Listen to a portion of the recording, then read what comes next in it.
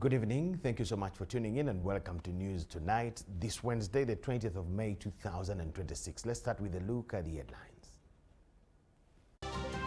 The news headlines are brought to you by the Deposit Protection Fund of Uganda. Keep your information up to date with your regulated financial institution. Customer deposits are protected up to 10 million Ugandan shillings. Terms and conditions apply. Museveni backs Ntungamo iron ore plant.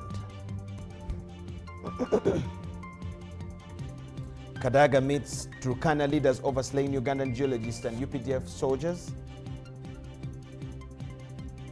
KCCA swears in new Lord Mayor and Council. While Arsenal celebrates victory of the Premier League trophy with a game to spare. We're brought to you by the Deposit Protection Fund of Uganda. Keep your information up to date with your regulated financial institution. Customer deposits are protected up to 10 million Ugandan shillings. Terms and conditions apply. Yes, it's News Tonight. Thank you so much for tuning in and welcome. My name is Michael Jordan Lukomwa. Elizabeth Nakakoni also joins in for sign language interpretation. President Yoweri Kaguta Museveni, in our first story, has hosted former South African President Jacob Zuma at State Lodge Nakasero for talks aimed at strengthening business and investment cooperation between Uganda and South Africa. The meeting brought together officials and investors who explored opportunities in energy generation, power transmission, irrigation, and mineral value addition. President Museveni welcomed the delegation and reiterated government's commitment to supporting investments that boost manufacturing and agricultural production. He emphasized the importance of affordable electricity in driving industrial growth, saying that government remains focused on keeping power costs low to support factories and attract investors. Museveni also highlighted railway transport and affordable financing as key priorities needed to strengthen production and grow the economy.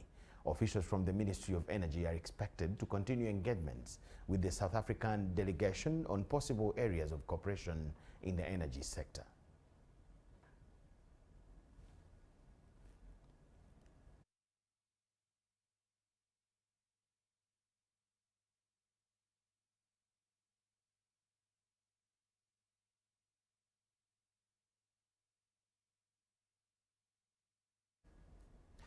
President Yoweri Museveni, in other news, has pledged government support to Terra Industrial Development Company following the establishment of an iron ore processing factory in Rwenanura, Ntungamo district. The commitment was made during a meeting at State Lodge Nakasero with company officials led by Managing Director Kongdong Sheng. Officials say that the facility is Uganda's first pig iron processing factory capable of producing pig iron with a purity level of 93%, making a major step in local mineral value addition. Museveni reiterated government's position against the export of unprocessed minerals, saying the policy is aimed at boosting industrial growth, employment, and revenue generation within the country. The investors, however, raised concerns over unreliable power supply and poor road infrastructure that affects operations at the plant, including the condition of Kategure Bridge, which links the area to major highways. President Museveni assured the investors that government would work with relevant agencies to address the challenges and support expansion of the project. The president also welcomed the company's involvement in local medical manufacturing through Sino Africa Medical Devices, which produces mosquito nets used in malaria prevention.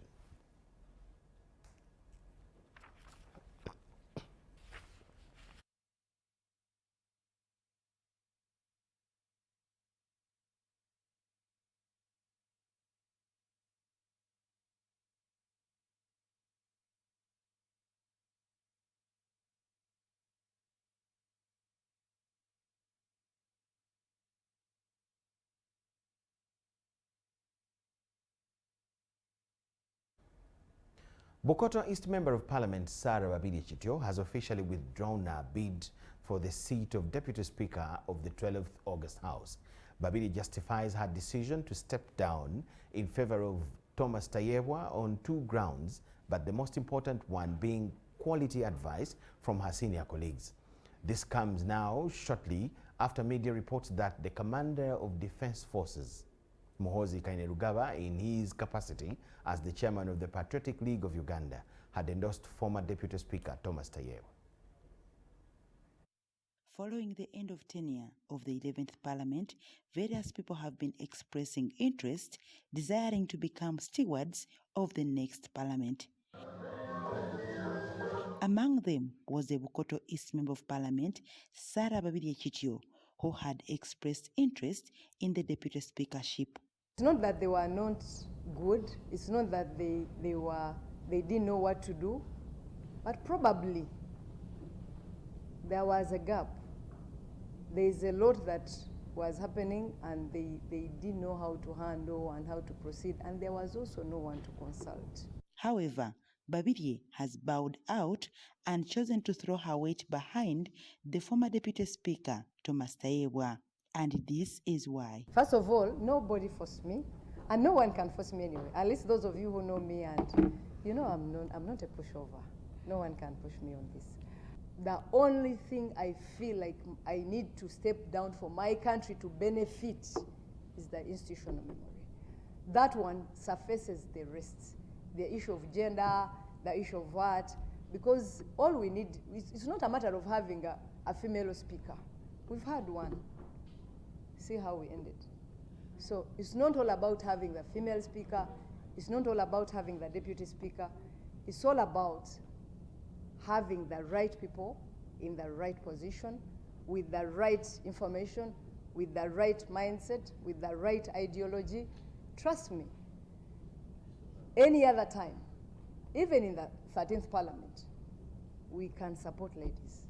We can contest as ladies.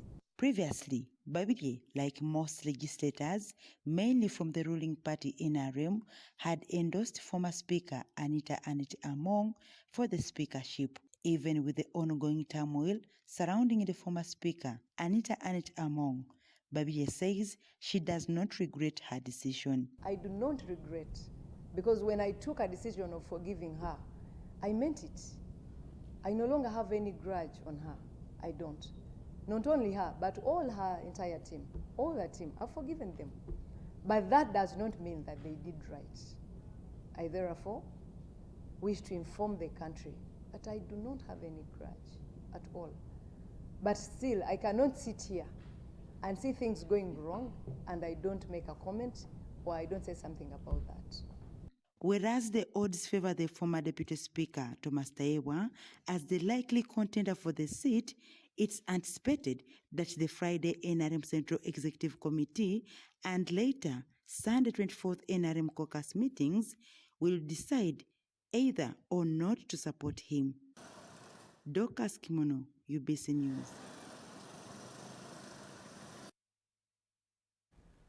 The outgoing State Minister for Foreign Affairs in charge of regional cooperation, John Mulimba, has welcomed the ongoing sweep at Parliament as well as at the different residences of former Speaker Anita Among, noting that the move is restoring sanity within the country. While addressing the media this Wednesday in Kampala, Mulimba called for similar action to be extended to the NRM Secretariat, the police, the Inspectorate of Government, and the courts of law.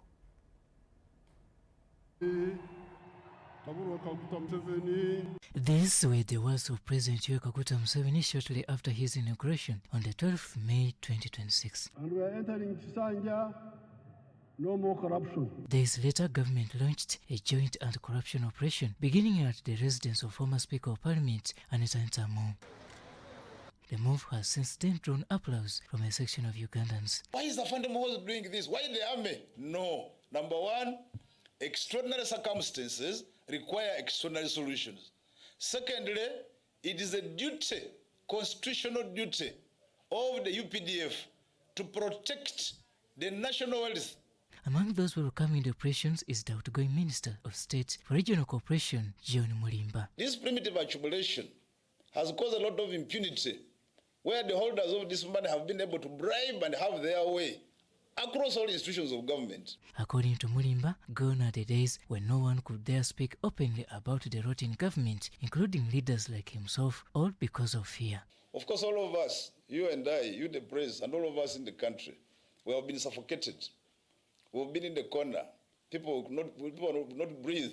People will not speak. Those who have spoken have suffered the consequences. He expressed appreciation for the steps being taken to clean up the country. Primarily, I would like to thank the CDF for his very tough stand that he has taken against this serious problem that Uganda is facing at this critical juncture. Having served in the 11th Parliament, led by Right Honourable Anita Ntamo, Mulimba opened up about what he says has been happening within the legislature. Even compromised and abused the rules of procedure of Parliament. If you have been following, that Parliament was no longer a place for debating. It was a place for one person. Although he welcomed the operation, Mulim emphasizes that the exercise should not end at investigations, but that the culprits must be apprehended. It's not just enough to come up and do what is we're seeing being done, cordoning off premises, picking the assets, and showing in the paper how much investigations. I think we would like to see tangible outcomes, where offenders are arraigned in court and given the due punishment that is authorized by the law. He further claims that allegations of capture of Parliament had given Anita Ntamo undue influence over government agencies and key decisions. This primitive accumulation of wealth has also made people to become very, very, very entrenched. Just as the saying goes, that what happens in the darkness eventually comes out in the light, Mulimba says the recent developments have exposed what he describes as Anita's dark room. An individual manipulating change in per diem without going through the due process from $900 per diem to 4,000. Mulimba is now calling on authorities to involve outgoing members of parliament as well as the general public in the anti-corruption fight. I want to call upon FANDEMUK to open up an office or a bureau where members of parliament of the 11th parliament can freely access there to go and tell him what he has not found ordinarily. He also called for audits within other government agencies, including the police, the Inspectorate of Governments, and the courts of law. The final area I want FANDEMUK to quickly rush to is police.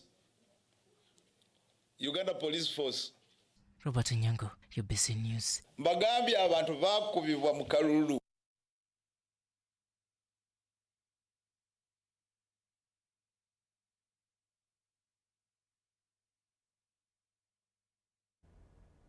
First Deputy Prime Minister and Minister for East African Community Affairs, Rebecca Kadaga, has convened a consultative meeting with a delegation from Kenya to discuss the compensation for the families of Ugandan geologists and security personnel who were killed during a mineral mapping mission in Moroto district in 2022. Kadaga said that the meeting is aimed at reaching a final agreement on compensation for the affected families following years of negotiations between Uganda and Kenya.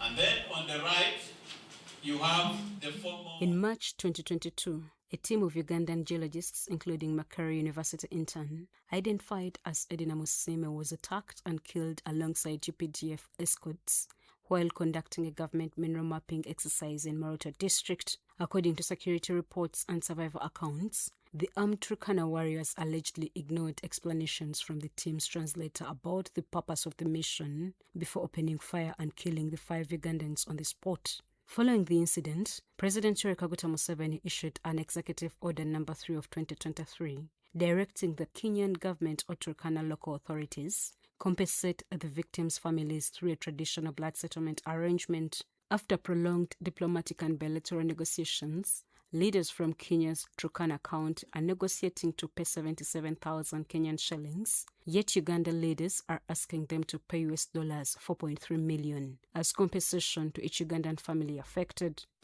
We have made some proposals, take into account the high level of education of the geologists, the number of years they would have worked, and the loss to Uganda, loss to their families.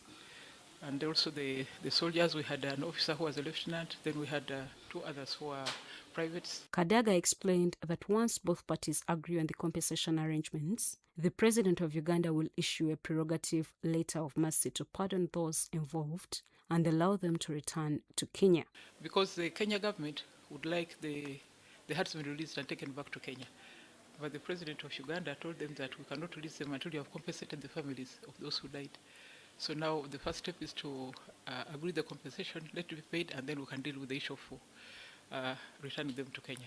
The minister in charge of Karamoja Affairs, Peter Lokeris, said the discussions also covered agreed routes to be used by the Turkana community while accessing Uganda, together with additional guidelines aimed at promoting peace and preventing future conflicts.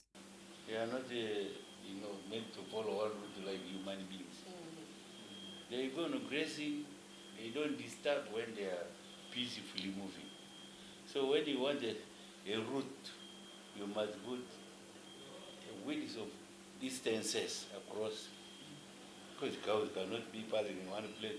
They will even step on the grass and the whole place becomes grass.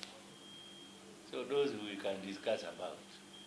Because why we are saying there must be some rules to be organized is really for purpose of security. Exactly. Otherwise, if it was there was nothing and there was peace, the cows would continue moving. The mineral mapping team had been collecting soil samples for a government survey exercise at the time of the attack. Shaidat Nasaku, BBC. And I work. The Ugandan National Bureau of Standards has embarked on reviewing the country's weights and measures law to address gaps in data measurement and other related components in a move aimed at improving accuracy and aligning Uganda with international standards. The developments were revealed during celebrations to mark World Metrology Day held in Kampala under the theme, Building Trust in Policy Making. National Bureau of Standards, established under the UNBS Act CAP 210, is mandated to provide standardization, quality assurance, metrology and testing services, as well as enforce the Weights and Measures Law enacted in 1985. Several sectors, including academia, hospitals, schools and policy-making institutions, rely on metrology in their day-to-day operations to accurate measurements, data collection and evidence-based decision-making. Speaking at the event, the Permanent Secretary in the Ministry of Trade, Industry and Cooperatives, Lynette Bagonza, emphasized the need to review the existing law to ensure accuracy and conformity with international standards. Our laws have to be up to date. That's why we are discussing about the review of the metrology bills to make sure that in all sectors, according to the 10-fold growth strategy looking at agro-industrialization, everything must be according to agreed acceptable standards. All the provisions that seem to be outdated are updated and reviewed to meet the international obligations. We subscribe to international organizations as well as our local standards as a country. So we have to review our laws. The Executive Director of Uganda National Bureau of Standards, James Kasigwa, noted that Uganda's economic growth depends on accurate measurements and informed policy decision backed by credible evidence. Policies and regulations reference standards to ensure fairness. Now to make sure that our regulators, like police, all regulators by the way, are using calibrated what? Instrument. So you don't catch me driving at 60 and your instrument is reading 100 and what? 120. And then I have to pay.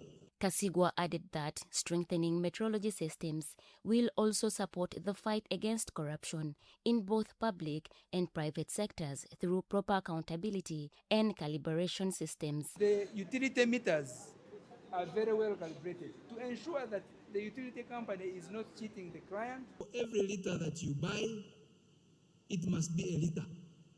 Not to buy 5 liters and you get on a route to Jinja, Midway, Mukono, your gauge is doing what?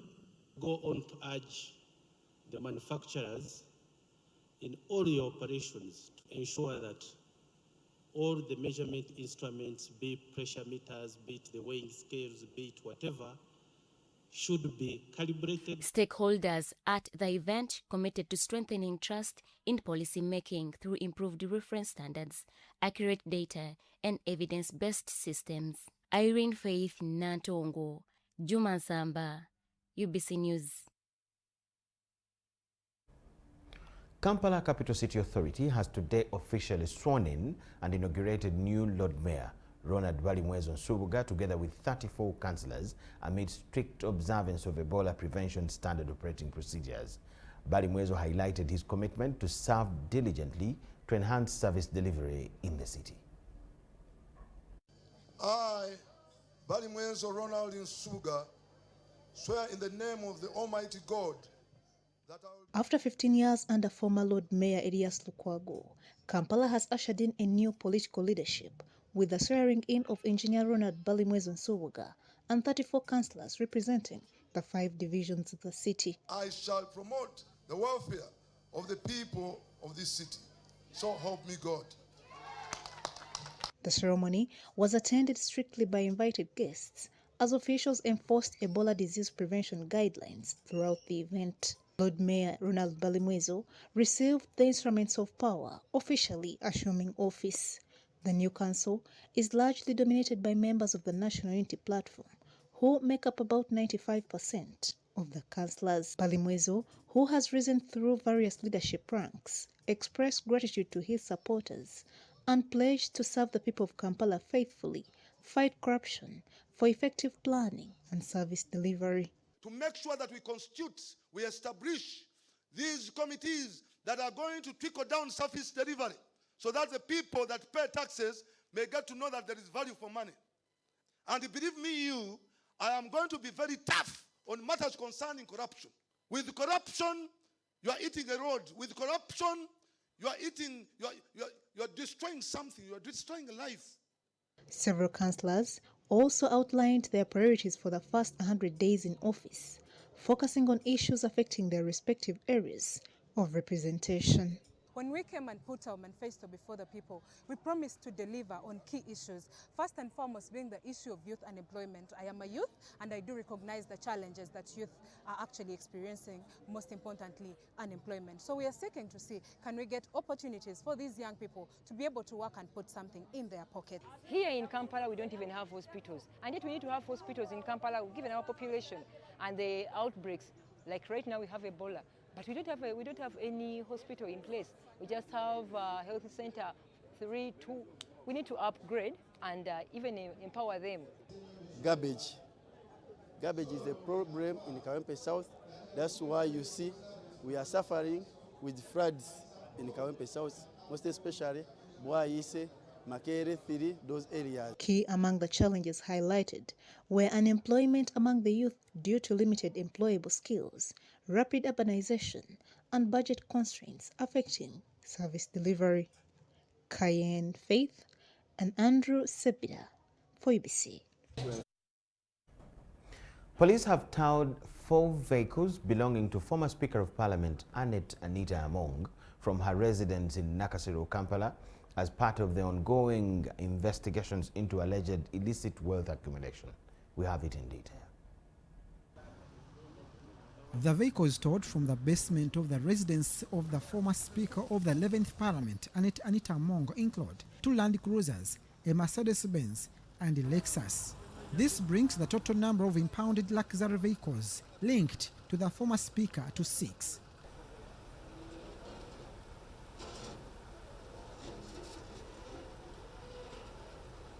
Among the seized vehicles is a Mercedes-Benz bearing the personalized number plate of AAA1. The vehicle was loaded onto a flatbed tow truck to facilitate the ongoing investigations.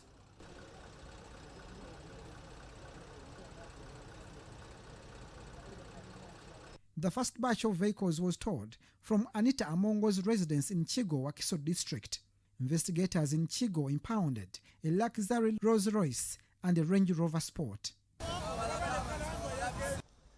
The vehicles have since been taken to the Police Forensic Directorate headquarters in Naguru to facilitate further investigations. Abdul Nasser Lubo.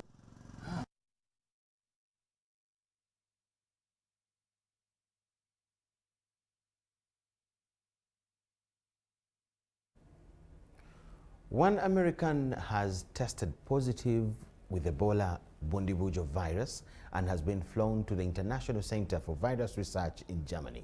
Speaking at a media briefing in Washington, the director for the American Center for Disease Control, Deborah, said that 9 Americans from Uganda, DRC and South Sudan who had spent 21 days in the respective countries have been restricted entry to the United States. However, she was quick to report that no Ebola Bundibujo virus cases have been reported in the United States of America.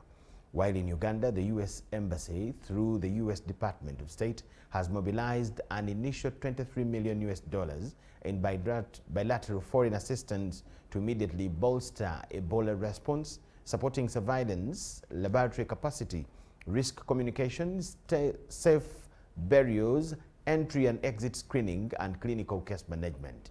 Details in this report. Ebola, you said Ebola. Yeah. Should Americans be concerned about Ebola?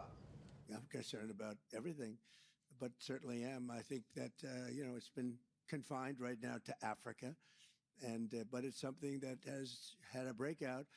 I could ask Bobby or Oz to say a couple of words about it if you'd like. Want to do that?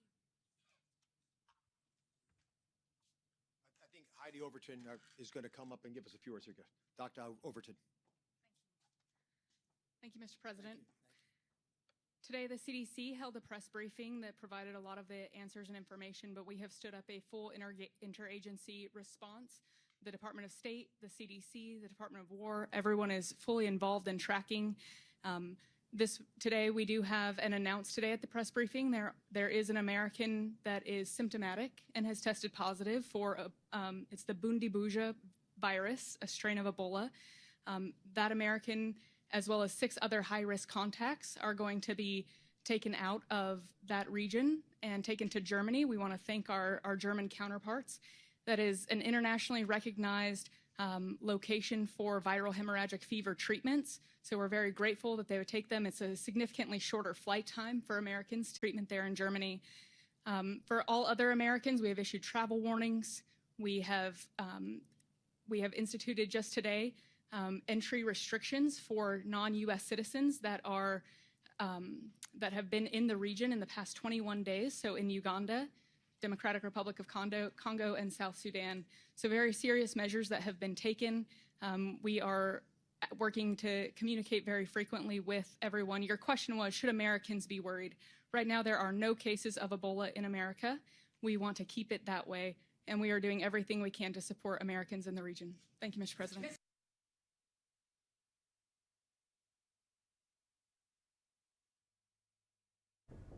Still on Ebola, the Ministry of Health has intensified efforts to create awareness and prevent the spread of the disease following the confirmation of 2 other Ebola cases in Uganda. Confirmation of 2 Ebola cases in Uganda linked to infections contracted from the Democratic Republic of Congo. As part of the campaign, the ministry engaged religious leaders and youth representatives during a sensitization meeting held at the Uganda Muslim Supreme Council headquarters at Old Kampala. Just to repeat, the cases are still 2. Thank you. Comes shortly after government announced the postponement of Martyrs' Day celebrations at Namugongo as part of efforts to limit large gatherings and restrict the movement of people from outside Uganda in order to control the spread of Ebola. Jimmy Ocholin, a senior medical officer from Ministry of Health, emphasized the important role religious leaders play in communities due to the large number of believers who gather during prayer services. That the religious leaders play a significant role. These are our key stakeholders that play a significant role in as far as the fight towards these public health emergencies are concerned. And we've learned from the most recent EVD outbreaks in Bale and in the Mubende recently, where the religious leaders really played a significant role in mobilizing communities. The ministry noted that religious leaders can help educate their followers on Ebola prevention measures, including regular hand washing, avoiding physical contact with suspected victims, and reporting symptoms early to health authorities. It has to be very careful as we interact with people out there. Let us try as much as we can to always wash our hands, sanitize for those that can, wash our hands with soap and water, try as much as we can to social distance, especially in congested areas. Speaking during the meeting, several religious leaders welcomed the initiative and pledged to use their platforms to spread awareness messages to their congregations. If you see any sign, please seek medical attention. Follow the standard operating procedures. Wash hands every day. Don't shake hands. Always distance yourselves where there is danger. Follow the directives of Ministry of Health and avoid overcrowded places so that we can keep safe. We want a healthy life and healthy people.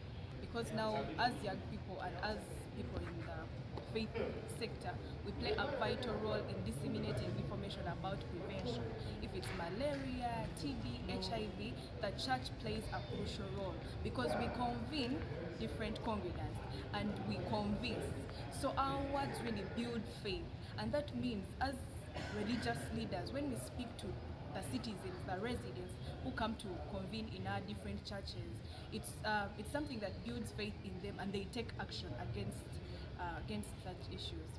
Religious leaders were also urged to strictly observe precautionary measures during masses, Juma prayers, and other religious gatherings to help minimize the risk of transmission.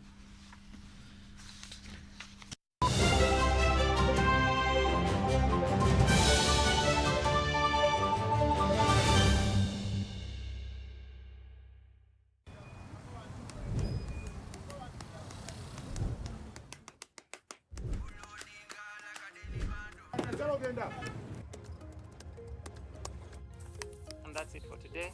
Till the next episode.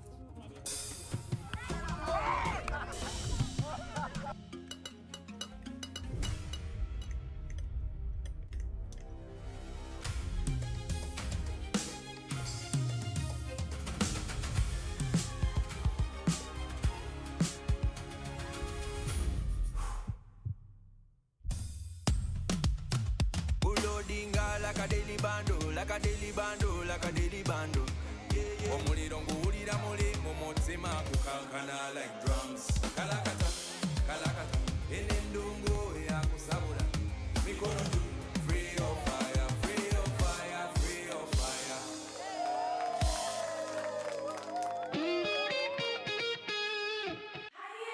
It's back, bigger, and with more business opportunities. It's the Pearl of Africa Tourism Expo, Poate 2026, Uganda's flagship tourism event. Poate 2026 will take place from the 21st to the 23rd of May 2026 at the Speak Resort Convention Center, Munyonyo, under the theme Wanderlust. It's your time to thrive. Yes, it's your time to tap into Uganda's renewed optimism and tourism growth. Tourism stakeholders, travel trade partners, and tourism enthusiasts will be part of the Poate 2026. Come and network with like-minded people and unlock new business opportunities. To participate, register at www.poate.co.ug.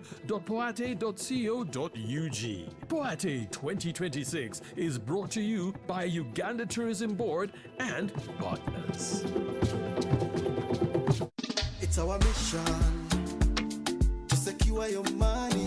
Protecting your money is as important as earning it. It is for this reason that the Deposit Protection Fund of Uganda, DPF, was established by the government of Uganda to provide deposit protection to customers of regulated financial institutions. In the unlikely event that your commercial bank, credit institution, or microfinance deposit-taking institution fails, the DPF will pay you up to 10 million Uganda shillings. Keep your personal information such as national identification number, mobile phone, or an alternative bank account updated with your banker. Terms and conditions apply. For more information, contact DPF at Aha Towers, Plot 7 Lodell Road, Kampala. Call 0312 206 400 or visit our website at www.dpf.or.ug.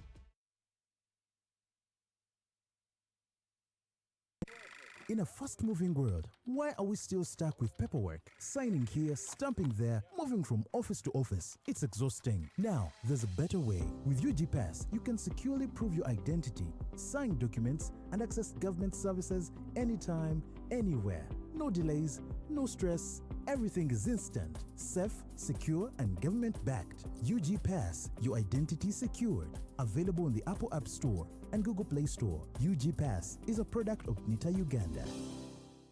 So, Muchala. Yes, Daddy. You know the children are going back to school and things are a bit tight. For now, why don't you take half of the fees to junior school, and for the school van contribution, we shall pay later. Daddy, why don't we pay using MTN Momo, where we stand a chance of winning school fees for a whole year and more? By the way, you can also apply for a school fees loan, and also participating schools can win a school van. That's right! Win school fees for a whole year and more. Get Momo goodies and a school van for participating schools. You can also apply for a school fees loan. Simply dial *165 *80# or use the Momo app.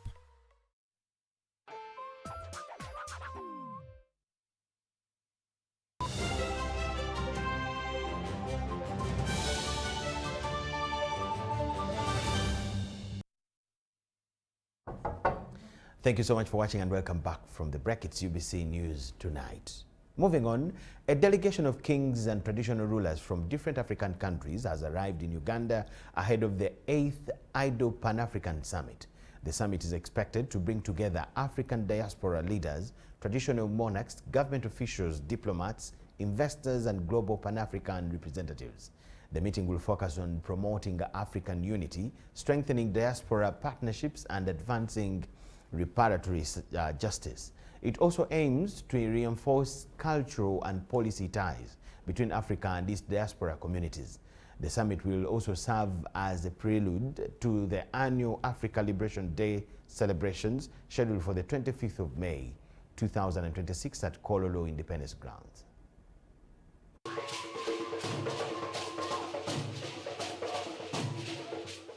Today, as Buganda Kingdom and the rest of the kingdoms in Uganda, we join together to welcome the organization that connects all cultural leaders in the world, and it is called IDO International. And we have in our midst the leader who is in our midst, His Highness Egande, and he's going to be with us, with all the rest of the dignitaries you see here, and more are coming. What we have is a week-long activities that will celebrate this year in a very unique way, starting from tomorrow, where we're having the Inter-University Symposium, which is going to be led by very dignified academicians and scholars from the Caribbeans. Then on 23rd, we are going to combine all the cultural leaders you see here, and those are within the country, and those will be joining us to celebrate this day in what we call the Royal Summit, which will also culminate into what is called the Royal Gala and the Pan-African Impact Awards. All these are going to be at Munyonyo, but the symposium will be at Makerere University. Now, in that Royal Summit, we shall talk about what we forgot. The reality of who owns this continent are the cultural leaders. And that is why today we are celebrating them under IDO International, Network International. So in that Royal Summit, we shall recognize those royal establishments that have done much. On behalf of IDO, Network International, and our partners, the Pan-African movement, not just in Uganda but globally, we are here to firstly invite all of you to the IDO 8th Convention.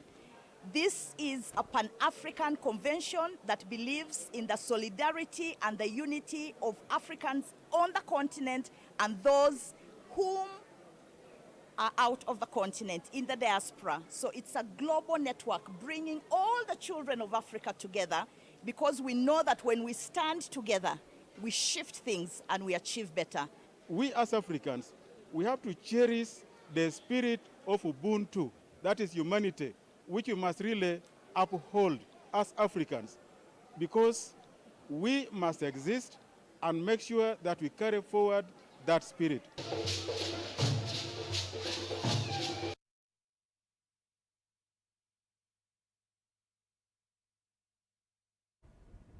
UN Women has launched an ambitious $34.4 million strategic note 2026-2030 to end all forms of gender inequalities against women. The UN Women Country Representative in Uganda, Pauline Chiwangu, says that the priorities for the next 5 years will focus at accelerating to end violence against women, economic and leadership empowerment of women, leadership and placing women at the heart of peace and security, among others.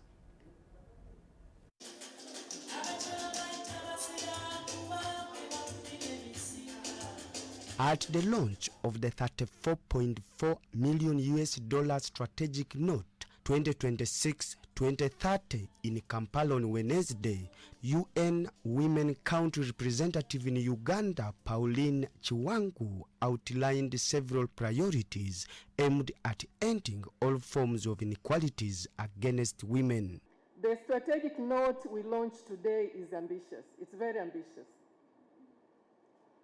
The next 5 years must be years of acceleration in ending violence, in women's economic empowerment, in women's leadership, in placing women at the heart of peace and security and humanitarian response. Other priorities are fostering transformative governance, equitable access to justice, human rights, sustainable peace and development. And above all, acceleration in ensuring that the promises we make translate into real change in the lives of women and girls in Uganda. So, as UN Women, we reaffirm our commitment to being a trusted partner, a strong advocate, and a catalyst for collective action for gender equality and women's empowerment.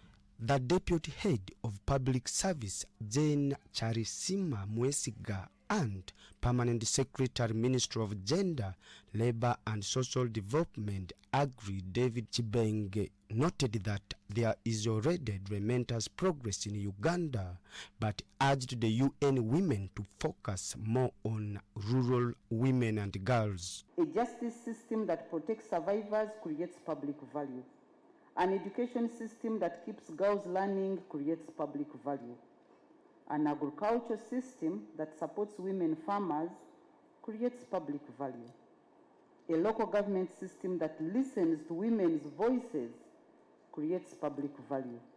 So this is why gender-responsive planning and budgeting must continue to be strengthened across government.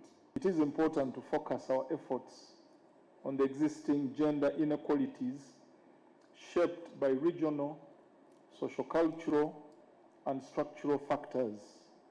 Women with disabilities, who constitute 12% of Uganda's female population, and adolescent girls are still marginalized. The event attracted government officials, ambassadors of partner countries, civil society organizations, and various entrepreneurs. Philip Aguta for UBC News in Kampala. UBC News tonight. The National Water and Sewerage Corporation has assured the public that water supply services will remain largely stable despite the ongoing maintenance works at the Katosi water treatment plant aimed at improving efficiency and strengthening the distribution system. The works involve repair and upgrade of key water treatment and pumping systems to stabilize supply and prevent major disruptions in Kampala and surrounding areas. A visit to the facility found engineers working around the clock to restore and reinforce critical equipment as part of the 24-hour operation. This work, shutting down Katosi Waterworks, takes away 31% of our current water production. So the 69% comes from Gaba. But given the significance of Katosi, it means the entire eastern Kampala has been affected. Engineer Andrew Mohwezi who heads the Katosi plant, says the facility supplies nearly 31% of the water consumed in Kampala and neighboring areas, making it one of the country's most important water installations. These works are meant to improve reliability of the plant. They have been planned, we had foreseen them for some time, and they are meant to improve, to make us keep the service more reliable for a foreseeable future. Muhwezi says some areas may experience temporary interruptions as technical teams continue with the emergency maintenance works. So the affected customers are customers in Katosi, Mukono, Seta, Ntinda, Chariwajara, Namugongo, Najera, Naria, Mukono, Sonde, parts of Gayaza Road, parts of Kamocha, and the surrounding areas. The corporation has put in place technical measures to stabilize the system and ensure normal water supply resumes within the shortest time. And you have very tight timelines because we know that customers are waiting for this water. So far, so good. We have handled the two sites first, the one near Sumba Reservoirs, and also general cleaning and maintenance of the plant. What we are doing now is a section of a pipe, 1,400 millimeter diameter pumping main to the main reservoirs of Sumba. As you are aware, this plant was constructed for the abstraction of water for 240 million liters. We did the installations for 160 million liters, and we are now preparing the last phase of this project and program. We are going to again do construction for 80 million liters. Possible. For UBC News, I am Sudat Kaye. The newly elected mayor of Nachifuma Town Council, Fred Mutebi, together with councillors, have officially been sworn into office, marking the beginning of a new leadership term in the area.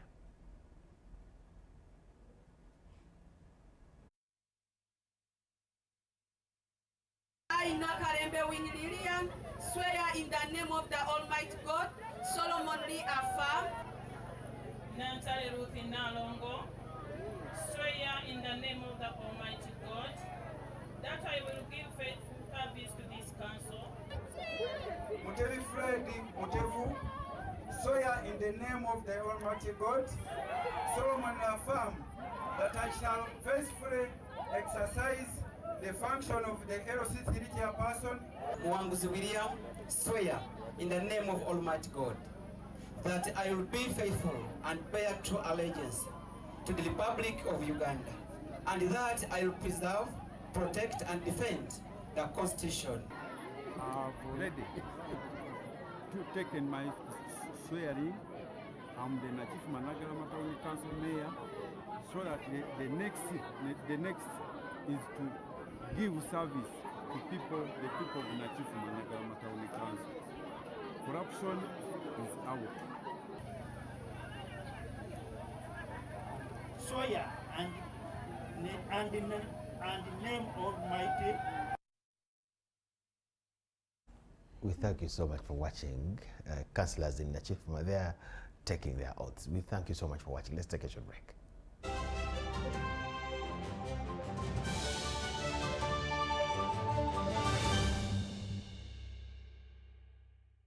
The Office of the Director of Public Prosecutions, or DPP, will hold its annual Prosecutors Symposium this year on the 25th, 26th and 28th of May at Hotel Africana, Kampala, under the theme, Enhancing Professionalism for Responsive Prosecution Services. This symposium will bring together 450 prosecutors from the ODPP and other delegated bodies, as well as key stakeholders, to explore ways to strengthen prosecution services for greater efficiency, integrity, and public service. The series will culminate in the 8th Joan Kagezi Memorial Lecture on the 29th of May at Speak Resort Munyonyo, themed Prosecution as a Catalyst for Economic Transformation, Safety, and Public Trust. The lecture is being held in honor of the legacy of the late Joan Kagezi, an Assistant Director of Public Prosecutions who was gunned down in the line of duty. This venerated lecture will be graced by His Excellency General Yoweri Kaguta Museveni as the chief guest, underscoring the critical role of prosecution in national development. Please note that all prosecutors will be out of office on the aforementioned dates. The events are organized by the Government of Uganda, the Kingdom of the Netherlands, the United Nations Office on Drugs and Crime, the International Development Law Organization, International Justice Mission, Redeem International, and the Human Trafficking Institute. Are you looking for a home away from home? Then this is the place for you. My name is Chini Kaji, and welcome to Hotel Le Confidential. With 84 comfortable rooms where you can relax and feel safe. Each room has a lovely view of green vegetation, Wi-Fi, air conditioning, and a tasty breakfast. Children can have fun at our kids' water park and our kids' play area. You can also enjoy our world-class health club, spa, sauna, gym, boutique, and sky blue swimming pool.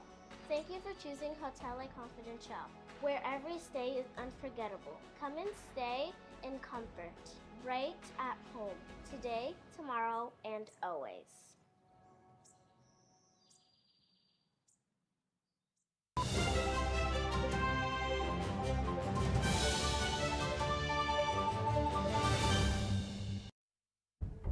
Business news tonight. Lakeside Dairies, producers of dairy top products, has introduced a 100-gram yogurt cup targeting young and school-going children who may not afford larger packs. Lakeside Dairies has commissioned a new 100-gram dairy top yogurt cup as part of efforts to make processed milk products affordable and accessible to more consumers.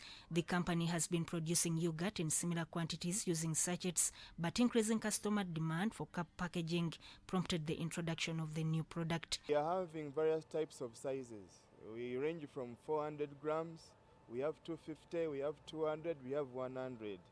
So that variation of sizes, it was done in order that everyone can be able to afford to buy or to drink yogurt. Because if one fails to obtain money for a 400 sacket, he or she cannot fail to obtain money for a 100-gram sacket. So that one means that everyone, with regard to one's income, everyone is able to take yogurt.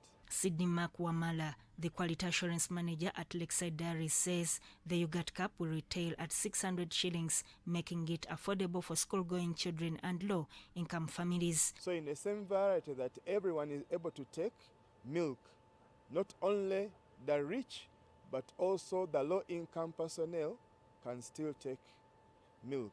Wamala says the product will help improve children's immunity and contribute to the fight against malnutrition and stunting. So the benefits that one can get, for example, children, because they have a low immunity, so the yogurt, for example, it can help in the boosting of the immunity of the child, help in the boosting of the brain of the child, help in the boosting of the health of the child, with regard to the bones and with regard to the total nutrients within the body. He adds that the yogurt cups are already available at distribution points in Katete, Isenjiro, Koranolia, Sanga, Liantonde, and mile 4 along the Mbarara Bushenyi Road at the same factory price. So it's a booster in the health of a child and also for a person who's older than. So it tastes for everyone, either young or old.